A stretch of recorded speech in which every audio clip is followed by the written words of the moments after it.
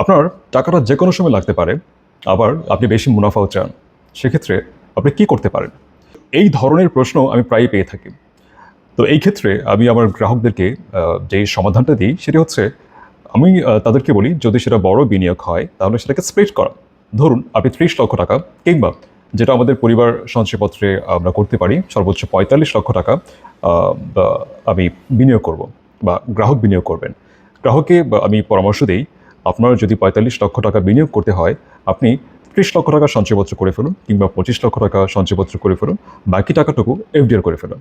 তাহলে যেটা হচ্ছে সঞ্চয়পত্র যখন আপনার টাকাটার প্রয়োজন পড়বে তখন তো আপনি সঞ্চয়পত্রটা ভেঙে সাথে সাথেই পাচ্ছেন না। কিন্তু এফডিআর এর এই ফিচারটি আছে আপনি সাথে সাথেই বিনিয়োগটি অ্যাভেল করতে পারছেন।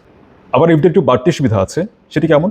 সেটি হচ্ছে এফডিআর এর এগেইনস্টে ওডি লোন পাওয়া যায়। ওভারড্রাফট আমরা যেটাকে বলি। এফডিআর এর যে মোটামুটি একটা ফুল অ্যামাউন্টের ৭০ থেকে ৮০% ক্ষেত্র বিশেষে ৯০% পর্যন্ত পাওয়া যায়।